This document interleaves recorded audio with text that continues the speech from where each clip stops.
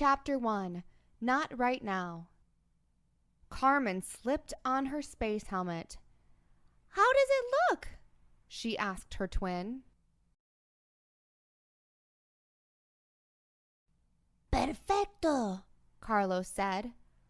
"What about my casco?" "Muy perfecto," said Carmen. The twins raced into the kitchen. Mama was working under the sink.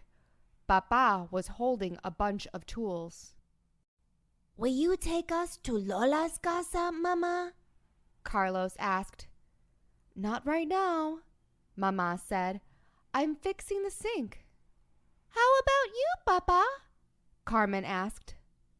"Not right now," said Papa. "I'm helping fix the sink. Besides, you just got back from Lola's house." "But we weren't finished playing," said Carlos. "And we only came to our casa for lunch," said Carmen. "And to make cascos," added Carlos. Papa handed Mama a wrench. He said, "Lo siento, you'll just have to wait." "Maybe we could walk ourselves over," said Carmen. "Maybe when you're older," said Papa. "But there are aceras all the way," said Carlos. He put his helmet down. "And those sidewalks will be there when you're older," said Mama. "Please," said Carlos. "Pretty please," added Carmen. "Lo siento," said Mama, "but you'll just have to wait." Chapter 2.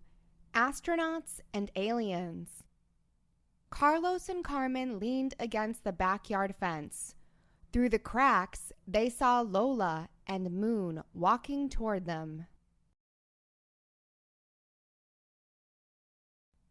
Lola was wearing purple pajamas and boots. She was also wearing a hat with a curly antenna. "Beep, biddle, bot," Lola shouted. "Over here," Carmen shouted back. "At the cerca." "She means at the fence," added Carlos. "Bop, bop, beep, beep," Lola asked as she walked to the fence. "Not right now," said Carmen. "Our parents are busy." "And we're not allowed to walk by ourselves," added Carlos. "Can you come to our house?" Carmen asked. Lola took off her hat and shook her head. "I already asked," Lola said. "Everybody's busy, so I have to wait until later." "But it's no fun playing with a cerca between us," said Carmen. "It's no fun waiting," said Carlos. "And it's no fun not having fun," added Lola. It was a problem. A no fun, hate to wait problem. "What we need is a way to get over this cerca," said Carmen. She jumped, but could not reach the top of the fence. "Or a way to get under it," said Lola, looking for a hole. "Or a way to get through it," said Carlos, pushing on the boards. Suddenly, he stopped pushing.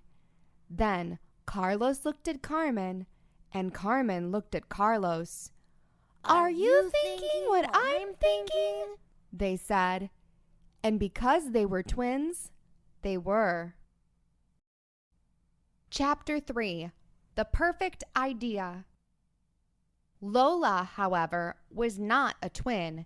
She had to ask, "What are you thinking?" "We need a puerta," said Carmen. "She means a door," added Carlos. "in the cerca." "So we can come to your house whenever we want," said Carmen. "And you can come to our house whenever you want," added Carlos.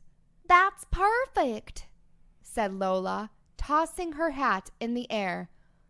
"Muy perfecto," said Carlos, tossing his helmet in the air. Muy perfecto, added Carmen.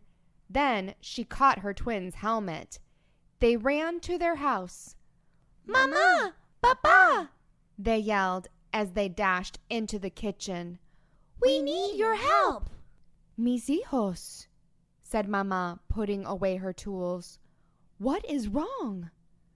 Nothing is wrong, said Carmen. She pounced on Papa's back.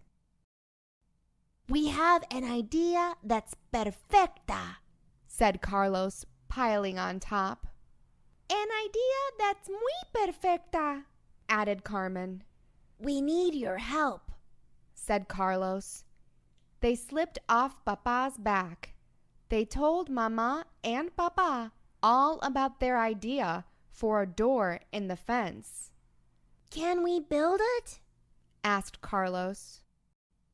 Can we? added Carmen. It might work, said Papa. He turned to Mama and asked, What do you think? Mama lifted her toolbox and smiled. She said, Looks like we've got something else to fix. Chapter 4. The Perfect Door. For the rest of the afternoon, everyone worked. They measured and sawed. They hammered and painted. Lola's mom came out with cookies for everyone. And when the cookies were gone, she helped too. Finally, the door was ready. Let's go to Lola's house, said Carlos. He opened the door and everybody stepped into Lola's backyard. Now, let's go to your house, said Lola.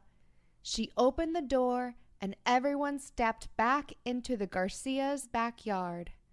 It's perfecto, said Carlos. Now we can go to your house whenever we want. And I can go to your house whenever I want, said Lola.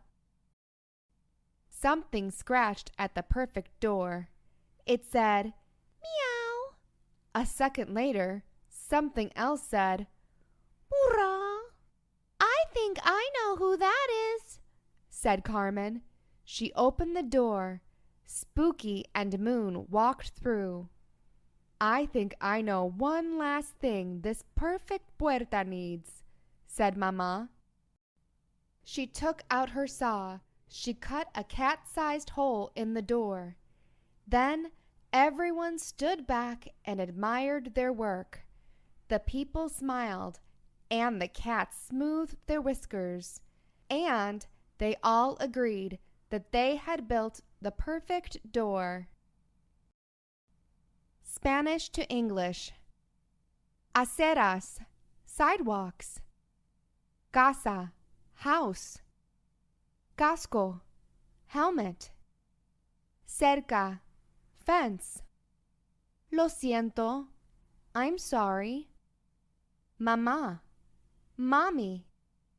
Mis hijos, my children. Muy, very. Papá, daddy. Perfecto, perfecta, perfect. Puerta, door.